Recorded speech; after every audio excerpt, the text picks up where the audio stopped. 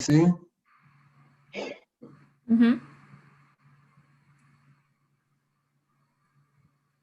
All right, welcome, welcome, welcome attendees. Come on in the room.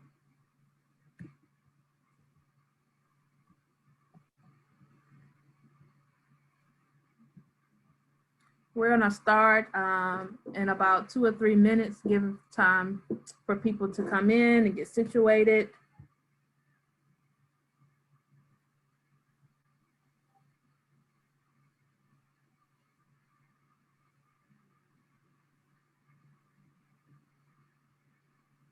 As you're coming in, just a reminder, if you have attended any of these webinars, then you kind of know how to flow. If not, we're gonna have an open conversation.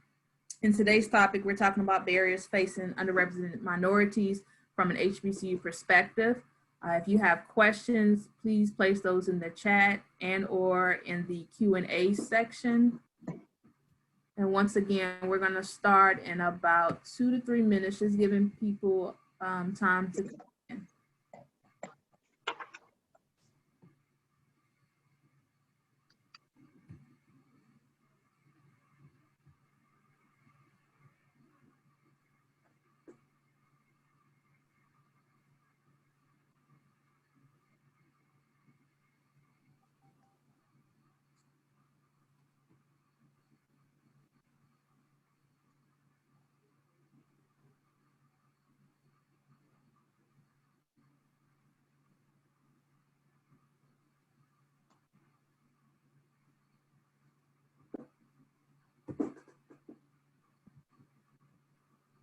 Once again, welcome to another webinar of HBCUs Educate. We will start in a few minutes. Just want to give time for people to come in.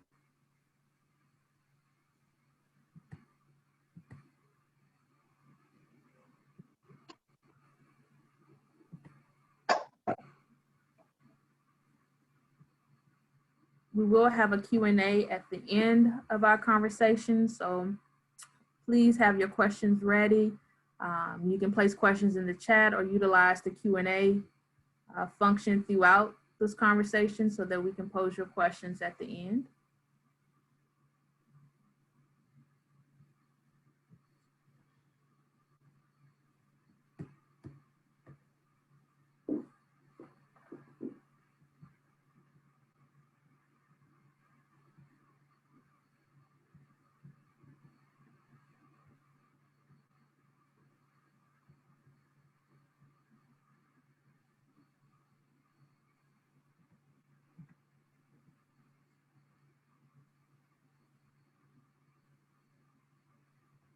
All right, so I want to go ahead and get started. We have some people coming in and still coming in.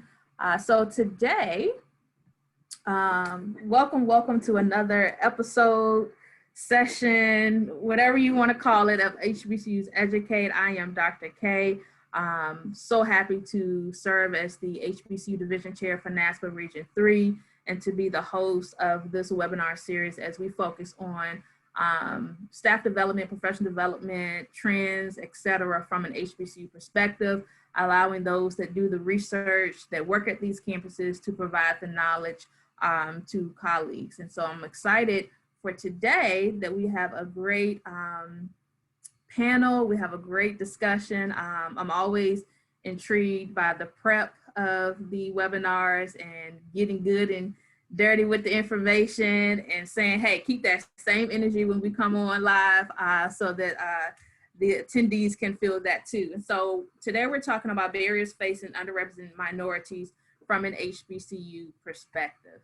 And as always, we want to give honor to all historically Black colleges and universities, especially starting with the legacy in 1837 with Cheyney University out in Pennsylvania. So let's get right into who we have on the webinar today. We have Dr. Julie P. Coleman, who serves as the Program Manager of Special Projects for UNCF's Institute for Capacity Building. In her role, she supports and coordinates multiple projects and various stakeholders at ICB. Dr. Coleman has professionally worked in higher education since 2011 in numerous positions to support retention, progression, and graduation through different grants, scholarships, and endowments. She has experience engaging students through leadership development with the use of student success initiatives through innovative practices. She also brings a wealth of understanding and working with underrepresented students from 2-year and 4-year public institutions.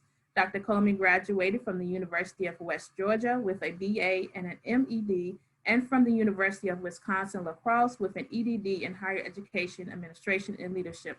Welcome, Dr. Coleman. And thank you. Yes, and I see you repping South Carolina State. So as always, we are branding HBCUs, and so want to give dedication and honor to South Carolina State University. Next up, we have Dr. Deshawn Preston, who serves as the Program Manager, Institutional Knowledge for UNCF's Institute for Capacity Building. Within his role, Deshawn manages multiple programs to support institutional self-awareness and the development of strategic approaches to increase the institution's capacity through institutional data. As an active member in the field of higher education, Deshawn serves as a young scholar for the editorial board for the Journal of Negro Education and the vice chair for the Council of Public Policy and Higher Education for the Association for the Study of Higher Education. Deshawn considers himself to be an advocate for historically Black colleges and universities and those who are often forgotten in the field of higher education. He has an edited book and authored several reports, articles, book chapters, and blogs on HBCU's advancement. Before joining UNCF, Deshawn served as the Institutional Effectiveness Program Manager at Morehouse School of Medicine. Dr. Preston holds a PhD in Education Leadership from Clemson University, an MA in History from Howard University, and a BA in History from Oakwood University. Welcome, welcome to the webinar, Dr. Preston. And want to give honor and shout out to Oakwood University in Huntsville, Alabama.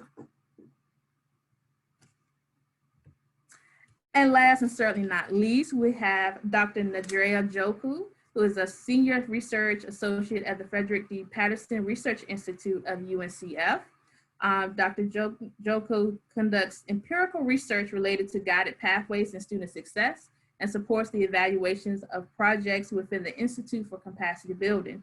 She brings a critical race and feminist framework devoted to disrupting, which everyone knows I love disrupting, race and gender issues within the post-secondary education to FDPRI's research agenda. She has worked across multiple functions within higher education to include housing, student affairs, fraternity and sorority affairs, alumni relations, and evaluations. Dr. Joku is a graduate of Xavier University of Louisiana and holds a master's and doctorate from Indiana University. Welcome, welcome to the webinar. And definitely giving honor to Xavier University of Louisiana, especially being one of the only historically Black and Catholic universities. So definitely welcome and glad to have you here. So let's get into the conversation. Let's drop some nuggets because I got the sauce and we got some nuggets for you all. So first up, let's define what is an underrepresented minority in your space and in your opinion. Who is that? Thank you so much, Dr. K, for the introduction and the opportunity. I'm going to go ahead and jump in and help the conversation with defining underrepresented minorities. We find ourselves in the space where academically, underrepresented minorities are your African Americans, your Hispanic, your Latinx, your everything that is just under the percentage of standard, which is, arguable what a standard is. I'd also like to add that really underrepresented minorities can also be your first generation, your low income.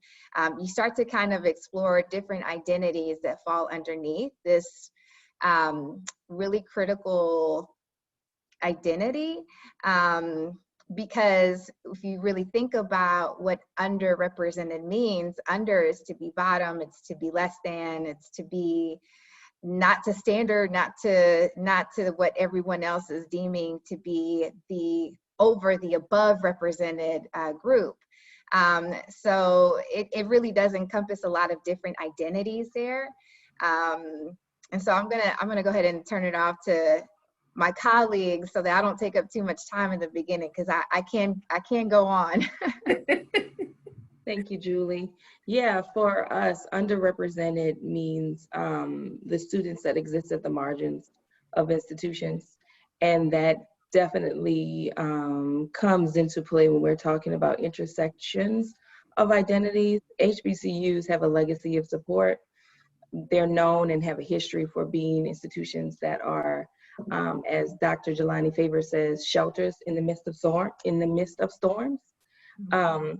We do also have to be very honest about how identity plays out on these campuses. And if a campus is embracing or still in the infancy of helping students to understand what those intersections mean, and if they're embracing them to love who they are, or more or less training them to fall under the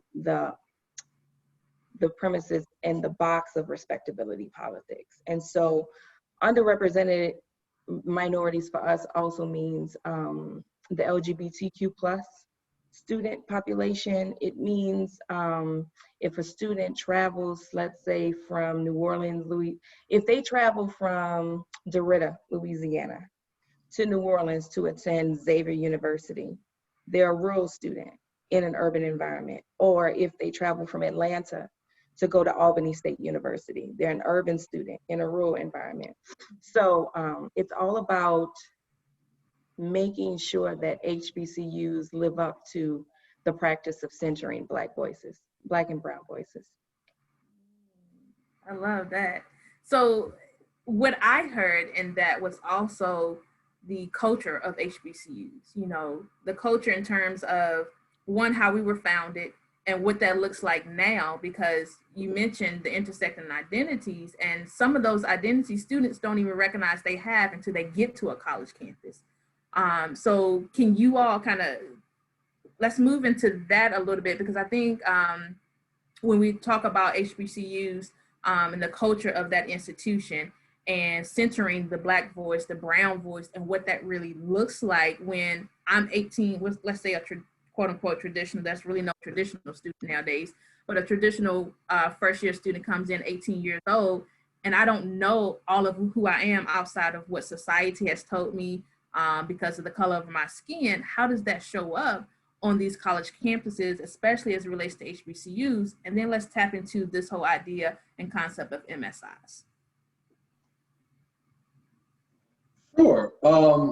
So to break it down in its simplistic form, when you really think about it, HBCUs and MSIs are all federal designated names, right, that are given by the federal government.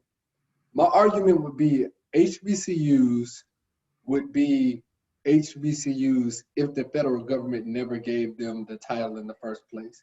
Whereas in MSIs, most of them, except with the exception of probably tribal colleges, would not be MSIs. They would just be institutions, and probably predominantly white institutions at that, right? And so what do I mean by that? HBCUs are based off of their mission, right? When they were founded, and their mission to serve the Black population within the United States, and then also let's include the Virgin Islands. I don't want to leave them out, right? But MSIs are really contingent upon a threshold of how many of the percentage of students that they enroll, right? And I think that's important because it becomes the conversation of mission versus representation, right?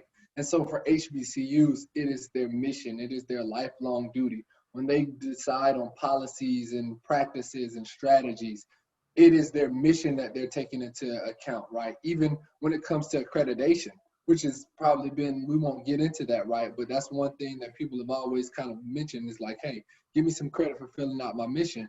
Whereas in MSIs, I wouldn't necessarily say it's their mission. For some, they stumble across becoming an MSI because of location and a number of other things. And then there are others who are minorities and still working to that. And I'll kind of leave it at this, right? And I'll be done. I've never met a student who's attended an HBCU and didn't know it was an HBCU. but I meet dozens of students that attended MSI and don't have a clue that they're attending an MSI. Oh, okay. I see what you're doing now. Call a thing a thing. Yeah, yeah. And that makes sense. I would totally agree with you. In the fact that MSIs can pop up every other day and you not know it. So I totally agree with that.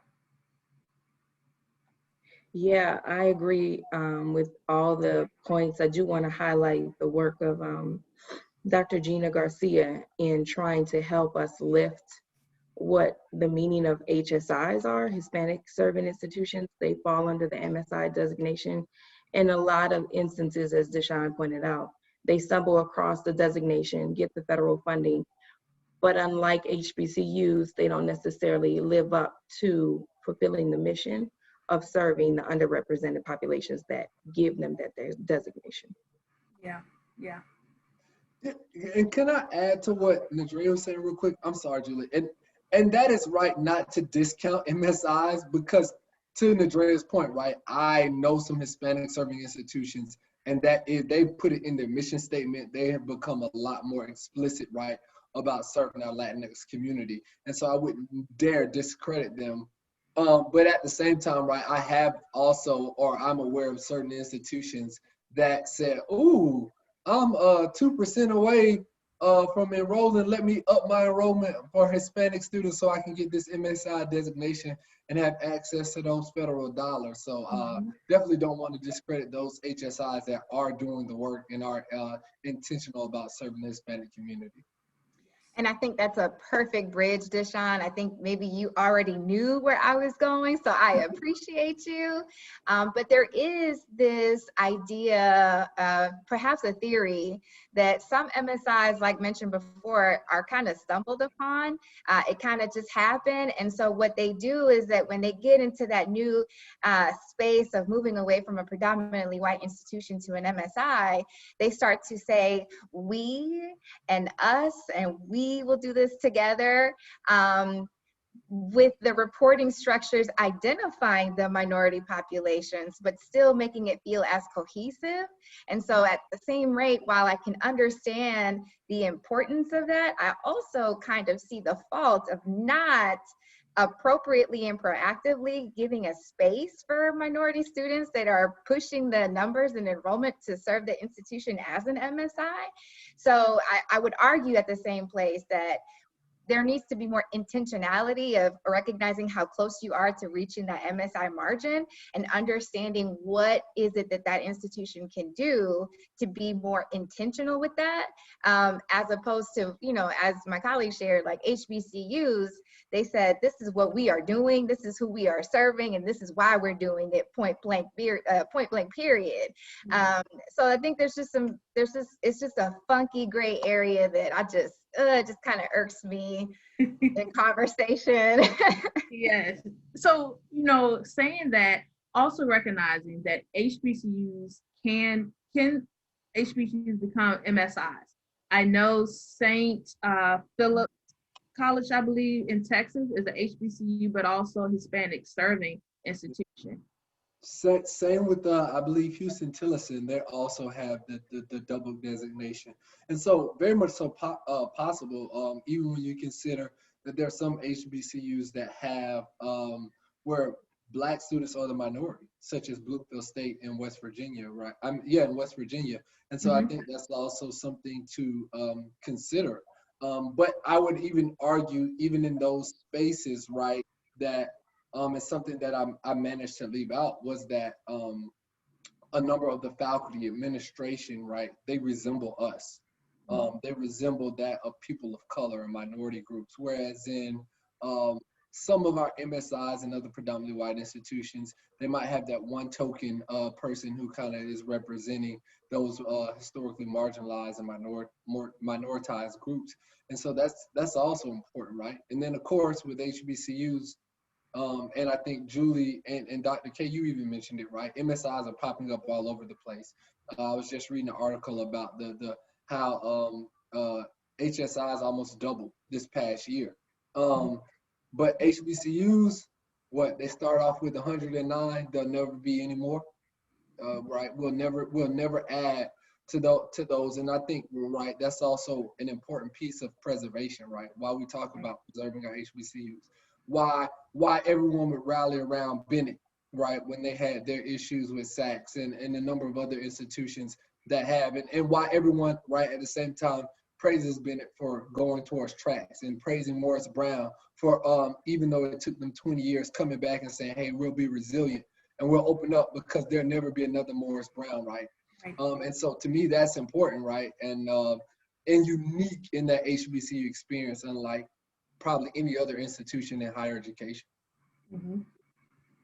And so that's a good segue into going back to this whole idea of intersecting identities and being an underrepresented minority and being at HBCU. And so I want to bring this conversation up because you mentioned, Deshaun, Bluefield College, West Virginia State being at their HBCUs, but their majority student population are white identified. And so when you think about the underrepresented minority, do you claim how does that look at those types of institutions that are HBCUs where the majority of your students are white identified versus Black identified or Brown identified? Does that change the definition any?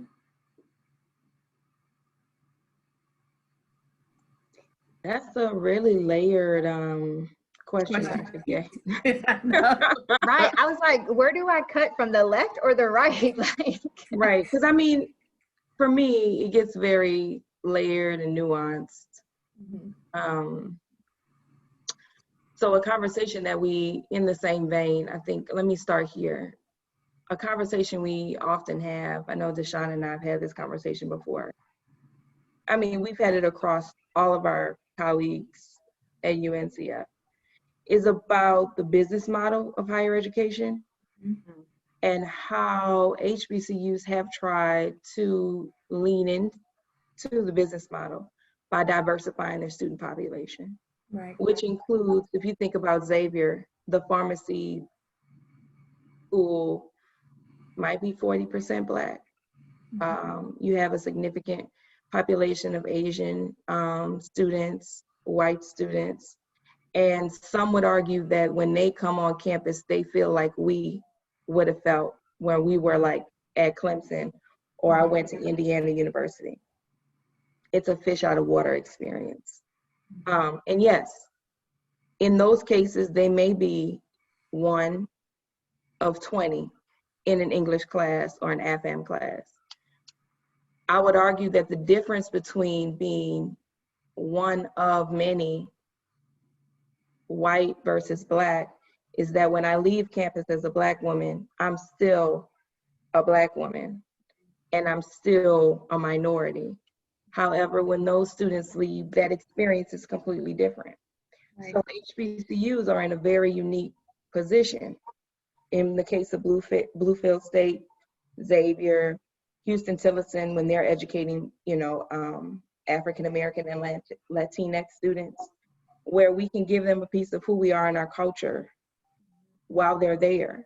Even if they're, in the case of white students, they don't hold a minoritized status. They get to benefit from the resources that we have developed over, hundreds of years around support. But I think it's hard I think that more of my answer will come later in the conversation around data.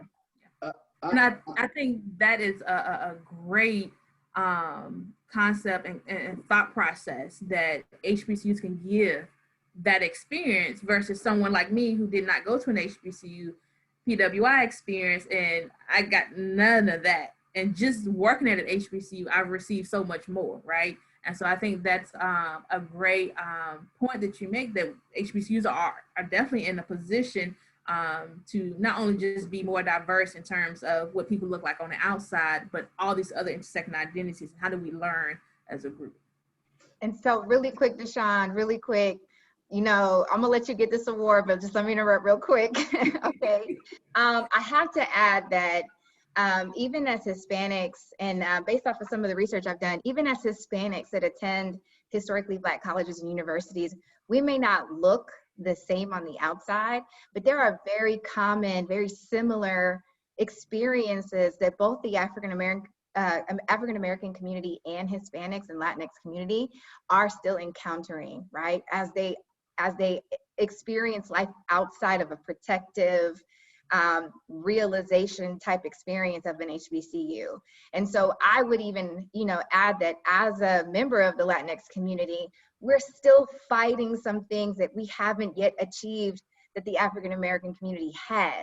And so going to an HBCU, yes, we're not African American, we're not Black, but you as HBCUs are teaching our community how to be prepared, how to understand our own identity, how to understand navigating the world as we exist and being self-validated in who we are, what we can offer. Like there's just so much, and that's why, like you, Dr. K, I didn't go to an HBCU either, but I think it's fascinating. I truly find it fascinating. My husband went to South Carolina State.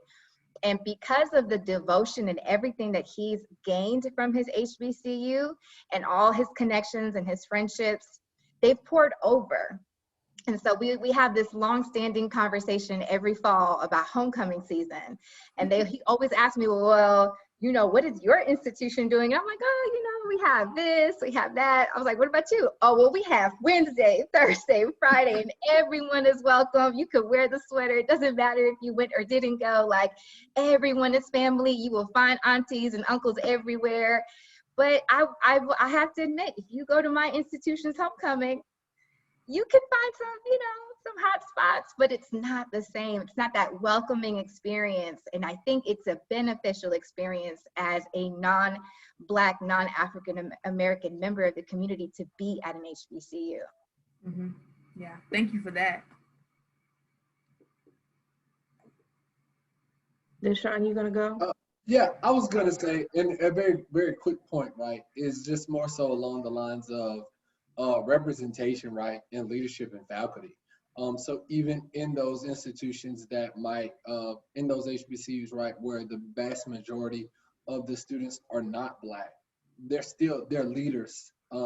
Faculty are very diverse, probably, right, more diverse than what we typically see at predominantly white institutions, but as well, right, that alumni base and that HBCU network that you just get, right. The difference is when we go to NASPA or any other conference, people ask me what institution I went to, but if I went to an HBCU, then we fam, right? No questions asked. No, I don't know. We fam, and you're part of my network. And so I think even in that space, you still get that type of camaraderie, right? And being a part of that brother and sisterhood of being a part of an HBCU, no matter their makeup. And I think that that's really important. And also just right representation, because I think too oftentimes, you'll meet people who've gone through college, especially minorities, and they'll tell you, I never had a class with someone who looked like me. I never saw anyone, right, who worked in my institution outside of like working in the CAF or janitorial services that look like me. And so to be able to step onto those campus, even if they're majority white, right, they still have student affairs VPs and presidents and provosts and faculty members that resemble that of minoritized groups. And I think that that's extremely important. Yes. Yeah. And really one quick point to piggyback off of the points that Julie made, Dr. Coleman, is that one of the most intriguing and unique things about HBCUs when we talk about Latinx students, Afro-Latino students find a very special place at HBCUs. I've talked to numerous Afro-Latinos students who speak of, finding home when they didn't know home prior in an educational or educative space. Yeah. And so before we move to the next topic, when we think about intersecting identities, what makes a person all of who they are? And then thinking about this whole idea of underrepresented minorities. At an HBCU, are there some identities that we are not bringing to the table that we need to be bringing to the table as it relates to being a nurturing institution as it relates to student success, engaging our students, because all of that ties into the A word of accreditation, right? So what are some identities that we are not bringing to the table that are associated with our underrepresented minorities at our institutions?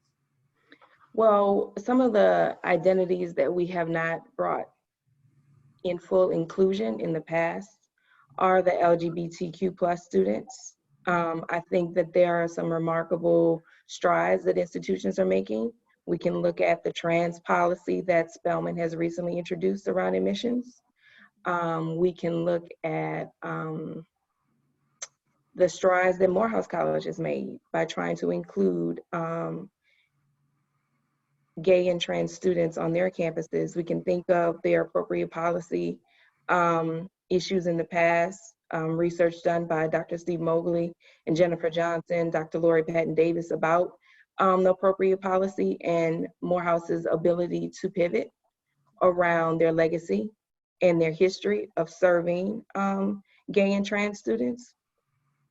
And then I think, you know, we just have some stretching as an institutional type because we have been trained to be survivors, and part of surviving is the simulation politics around respectability and learning how to show up at our best, but best being defined for us instead of us defining it for ourselves.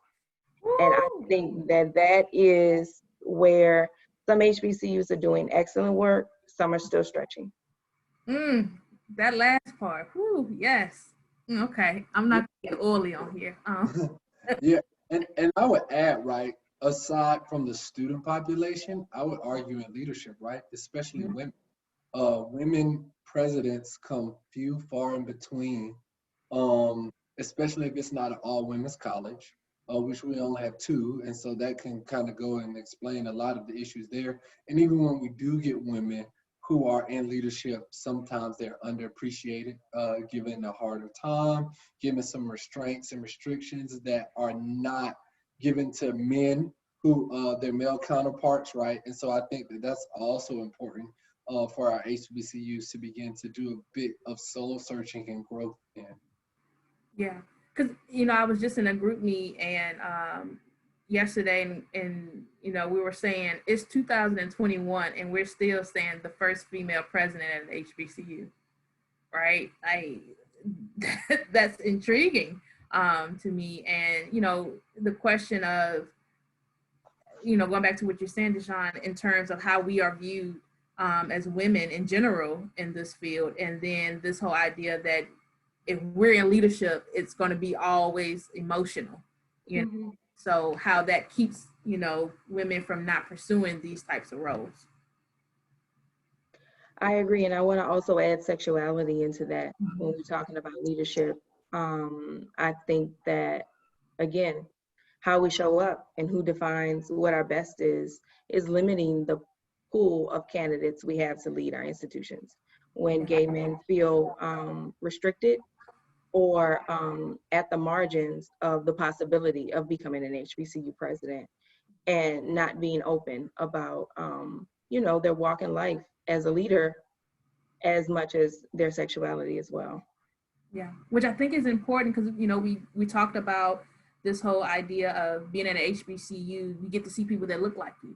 And I want to go beyond people that look like me, but what other identities do we share? And if we are in leadership and we can't be comfortable in sharing all of our identities because of politics, etc., what does that say to our students? Like, where do we move from surviving as institutions to thriving as institutions?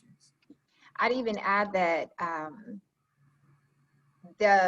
additional identity would be not knowing who is like low income, low socioeconomic, because when you're coming in, a Howard student is a Howard student is a Howard student, but you don't really know all that of each of those three students, what it took to get there, which is so important for us, right, to support the scholarship aspect of supporting our students to attend HBCUs.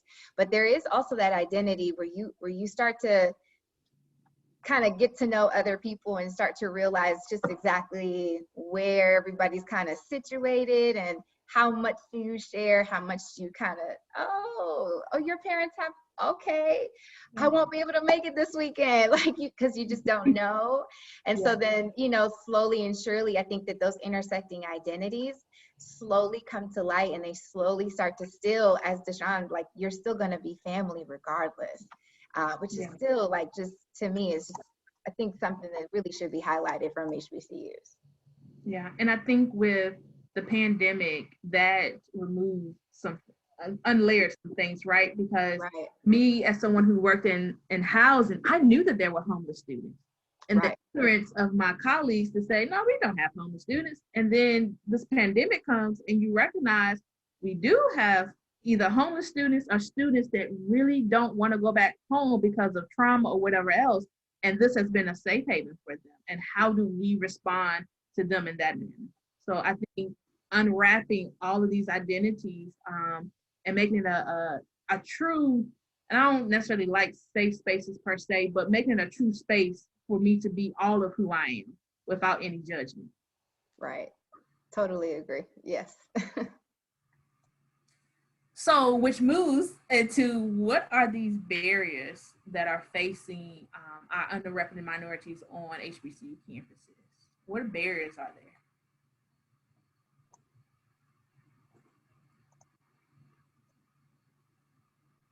I'll jump. So barriers, I would say, for our underrepresented populations and minorities, you have your social network. I don't think our underrepresented students, they're not as connected. They're not as resourced as other students. They don't have those community academic advisors to really sit down with them and truly understand all the barriers that are facing them to be able to attend an institution. You have barriers such as, you know, the finance part. You have the skill set. You know, oftentimes they think they're so prepared, and then they realize that they are just so shorthanded from the opportunity just because their skill set wasn't really pushed to the next level as other students may be, because of the, again, the social network, the finance, you know, the, like, everything that does support. Yeah, I'm gonna hand off again because it's a list. Yeah. I'll say another barrier that I think exists for minority students, but that HBCUs try to make up for, right, is the issue of access, right? A large percentage of our HBCUs are come as you are, right? Open door policy. I know a number of students that, you know, didn't even know. One particular person comes to mind where they went to go drop off one of their homeboys, and in the line, right, to register was like, I might as well go too, and went. But, right, that barrier becomes this student didn't have a plan, right? This student didn't really know, you know, what do I want to do with my future? What am I good at? Was I even properly prepared for college? Do I have the finances to fund this desire right now to go to school? And do I have the network? Do I have people to lean back on to where I can ask those types of questions like, hey, what should I major in? What should I do? How can I be successful in this space and go on? And you're right, to get gainful employment. And I think that those are some major barriers for underrepresented minorities, and right alongside of just the simple fact that higher education wasn't created for Black and brown people, right? It was not created for them. And so navigating a space, trying to overcome policies and practices that are not favorable for these groups of students is really tough and difficult, right? And so if you don't have the guidance, the understanding, and the encouragement, right, the network to kind of help you persevere through a lot of those challenges, then a lot of students are going to really fall by the wayside, and it's going to be rough. And even one that students don't even recognize that, I don't mean, there's really not that much unless we're we have those advisors and those mentors, you know, underrepresented students and minorities, there is a stereotypical threat, right? It doesn't matter how prepared they are. It's what we look like. It's what we embody from TV shows and the news. I mean, we are coming into spaces already with a stereotype. You know, as a Latina, I was already supposed to have X amount of kids with no degree, and you know, like, it's crazy. So there's definitely a barrier that is so complex of trying to understand and help the student understand how to face that stereotypical threat and in the spaces they're going to begin to navigate in. Yeah, especially, oh man, you know, whew, with the racial uptick, you know, injustice uptick, you know, and I always walk into spaces and say, this been going on. It's just that y'all at the house now and you starting to see it a little bit more.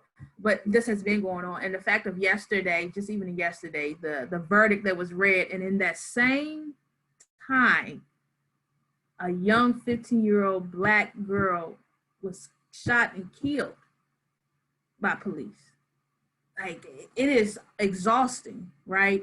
And so I always talk about to my colleagues who are at PWIs, white identified colleagues, that I get to come to an HBCU every day and have that conversation with people that look like me, students that look like me. But I know I have colleagues that look like me that go to PWIs and they just can't have it. And so it is a lot.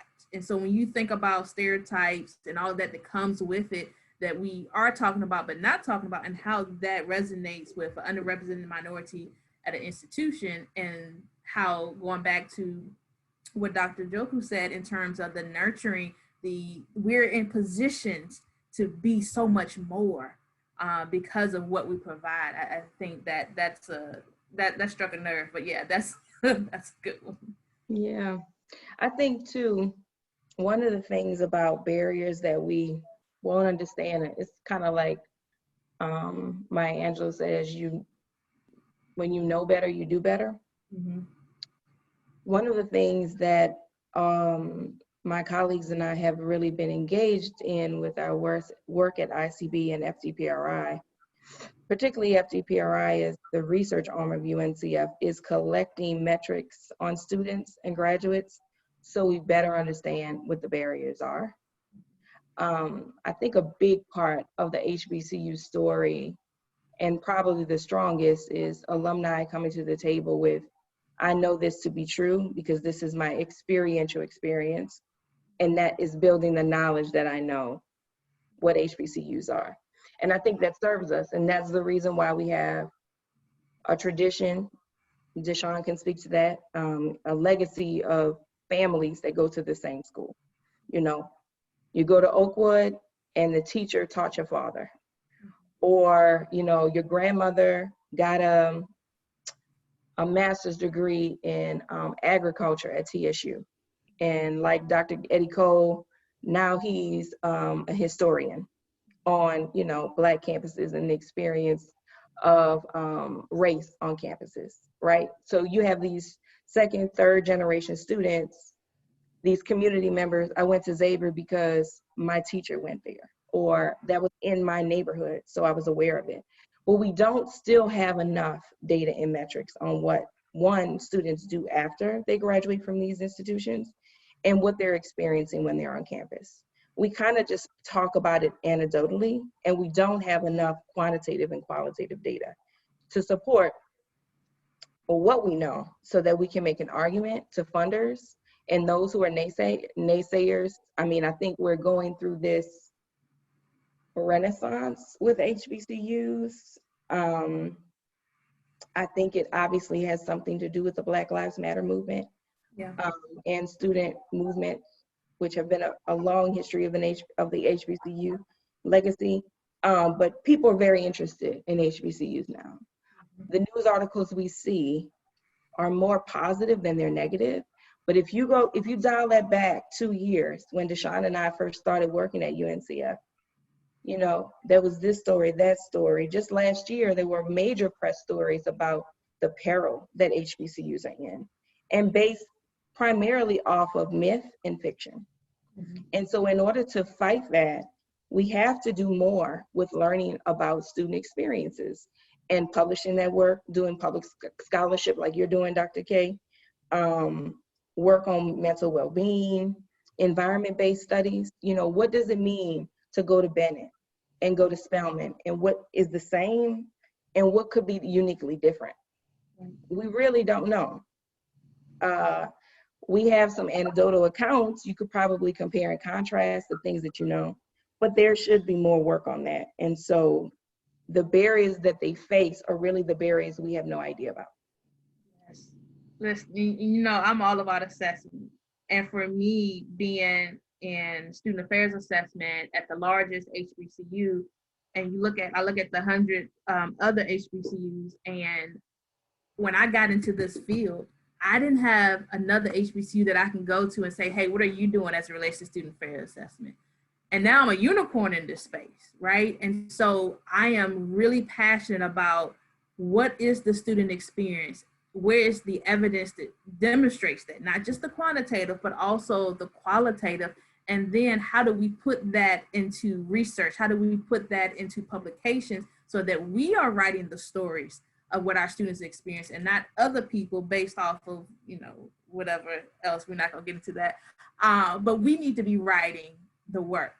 We need to be writing about what our students are experiencing, but we can't do that if people aren't developed in a way to know how to assess the student experience on campuses, know how to take the data and analyze it, all of it, not just the pieces that look good to you, but all of that. Because even in those data points that are not so good, that's telling a story in itself. And so I am a big champion for assessment, strategic planning, accreditation, all of that, institutional effectiveness. So when I come into a space, people get a little upset, but it's okay, because at the end of the day, I don't work for you.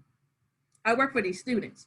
That's why I get up and come to work every day. And the best way that I describe what I do to students is I want to make sure that when you read that mission and you think about the money that you spend each year, that you're getting a return on your investment.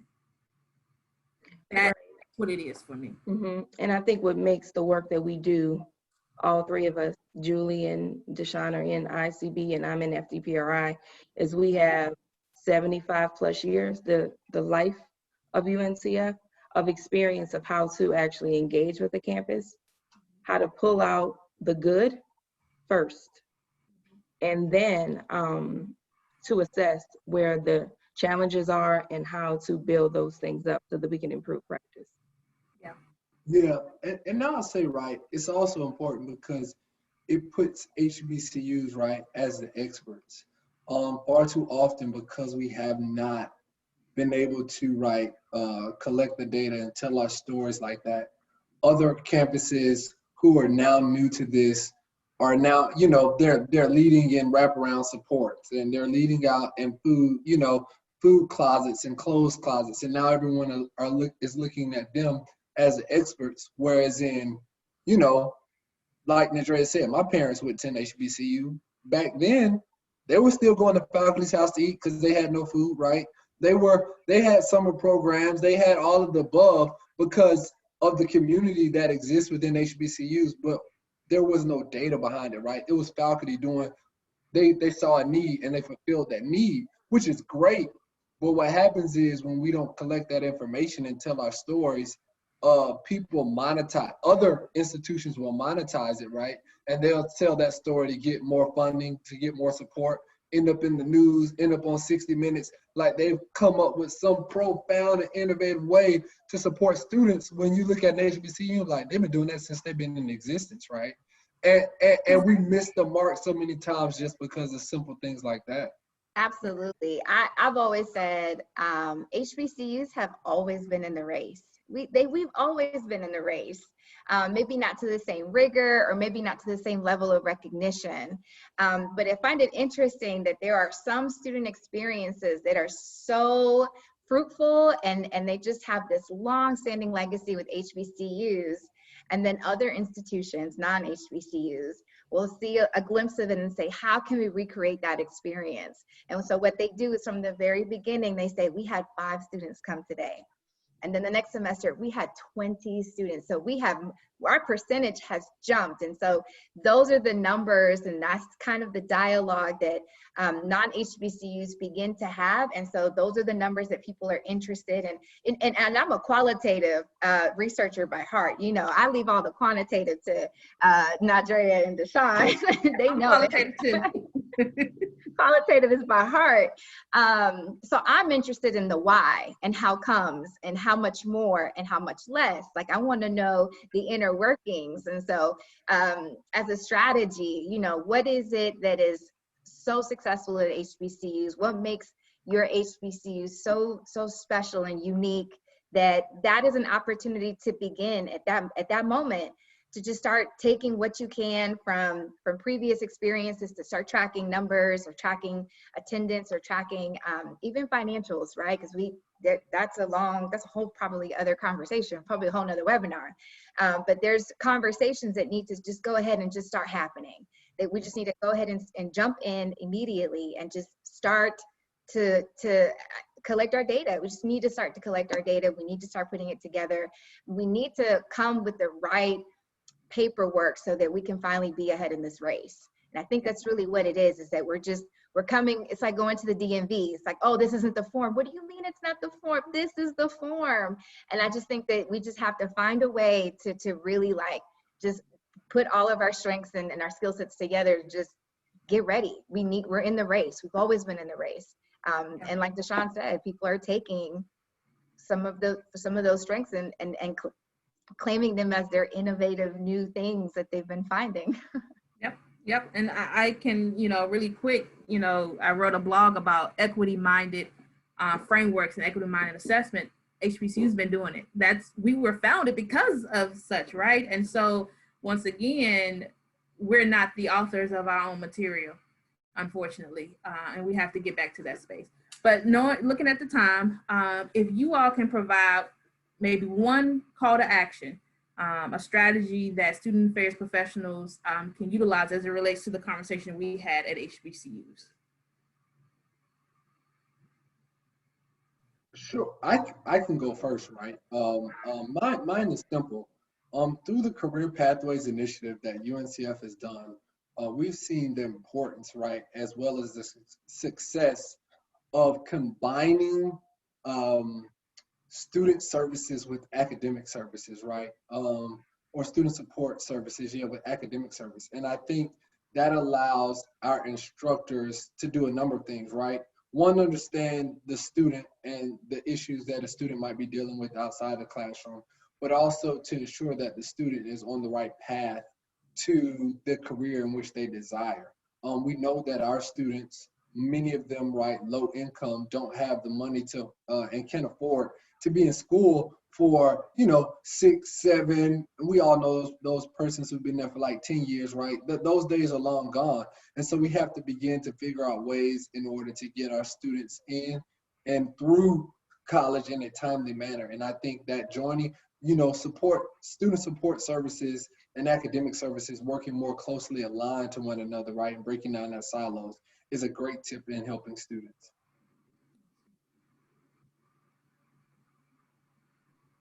One of the recommendations that I would make as a strategy for student affairs professionals at HBCUs is looking at the entire student experience, and this might be a bold statement, but almost challenging what is meant to stay legacy and what is maybe just tired out for the institution and for the student experience.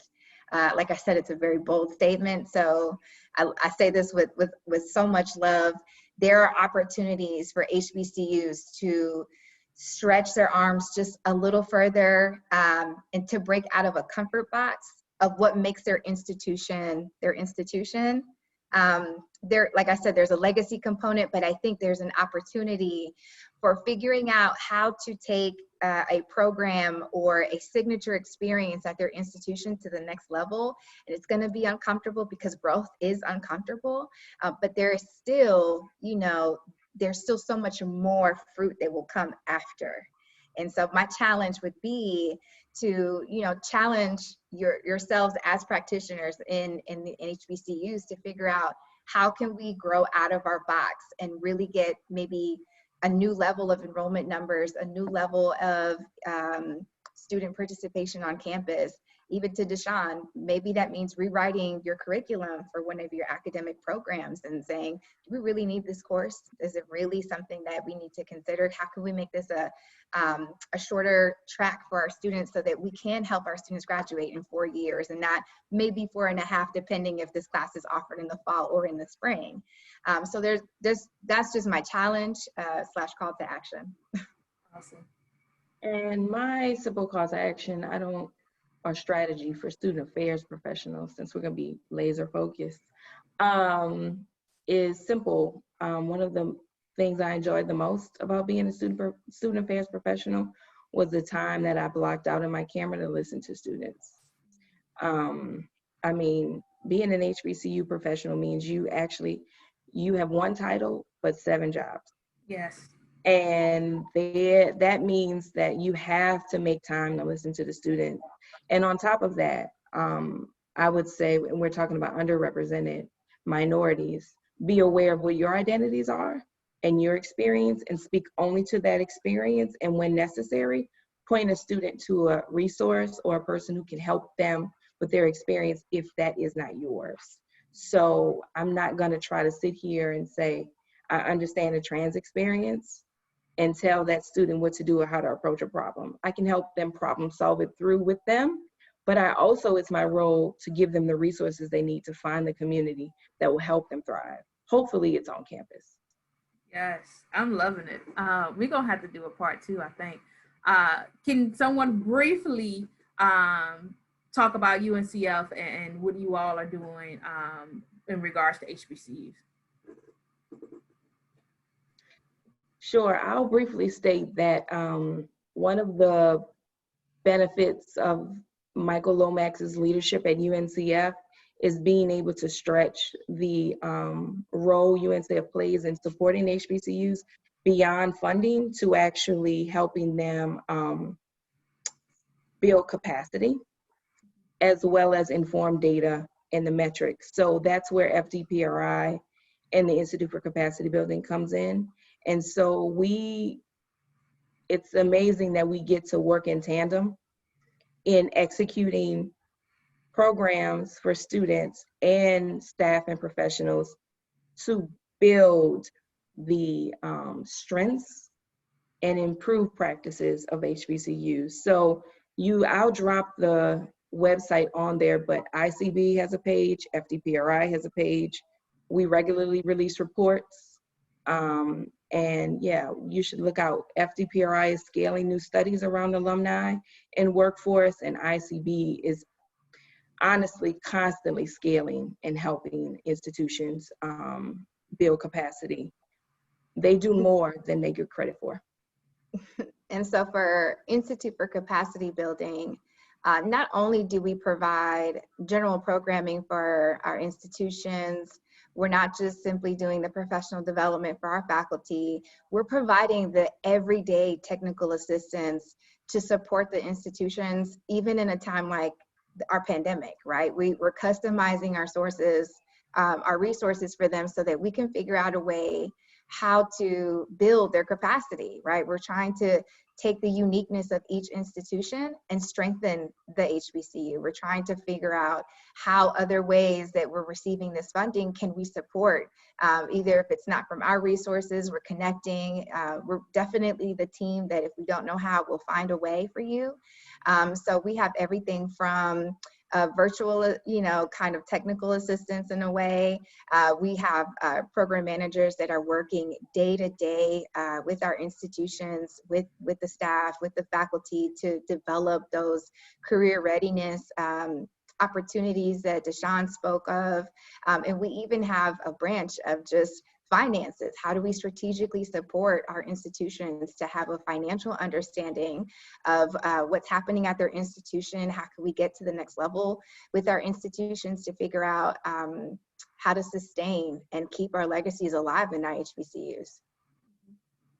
Thank you for that.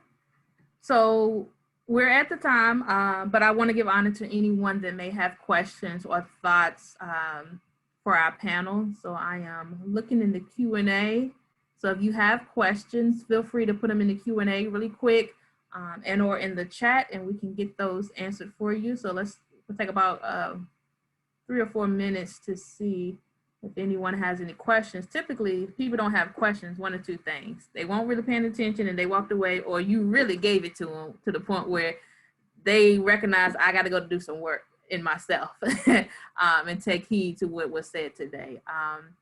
So as we await for any questions or comments to come up, I personally just want to thank you all for taking the time to truly be here and provide some wisdom in what you're doing at UNCF.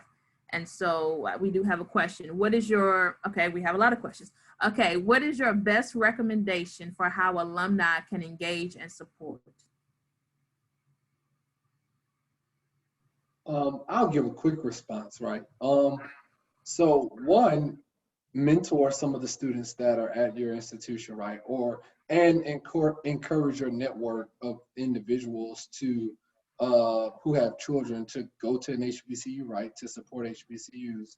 Of course, always giving back financially is always helpful, right? But I think it's also important to note that a number of our HBCUs, especially right within ICB and UNCF, are starting alumni networks for their students, right? So within their programs, connecting students to individuals who work in different fields so that they can learn like that pathway to that career. Because what we found out, right, it's helpful when we know who's in a particular field, because then they begin to expose that student to different internships that are possible and even possibly job openings and kind of ways to navigate that space in which most people aren't privy to. Another question was, which is a really great question. Why don't you think assessing scholarship assistance is easier for students considering attending in an HBCU? What do you mean by assessing scholarship assistance? So basically, I guess what I'm getting from this is, if I wanted to attend an HBCU, why isn't it accessing a scholarship assistant easier for that student wanting to go to an HBCU? I'm not sure if it would be easier or not. I think the way that I'm interpreting the question is oftentimes timelines and deadlines are a huge component of why students aren't able to receive the financial support to then use for, because like, for example, some scholarships say your scholarship is contingent upon proof of enrollment. And so then a student may or may miss out on that opportunity to receive a scholarship if their proof of enrollment doesn't come until after June or July. Because by that fiscal year, that organization probably already cleaned up their books and said, I'm sorry, you missed out on the scholarship. I don't know if it's I don't know, maybe I'm not answering the question right, but that's kind of what I'm interpreting from that. Yeah, also too, I think, you know, UNCF, speaking to what we do, we have a database of scholarships that does not just include the UNCF specific member institution scholarships. We have scholar programs, and I think that is an underutilized resource. The database, I'll try to drop the link in the chat.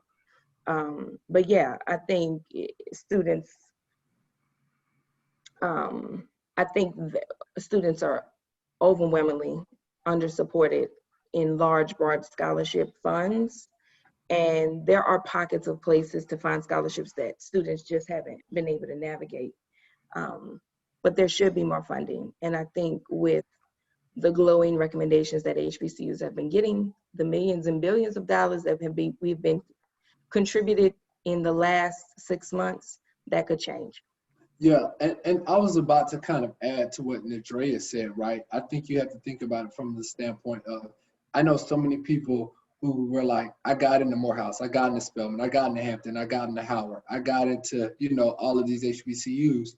And then it boiled down to, but this institution, this predominantly white institution, gave me more money because their endowment's larger, they have access to more dollars, right?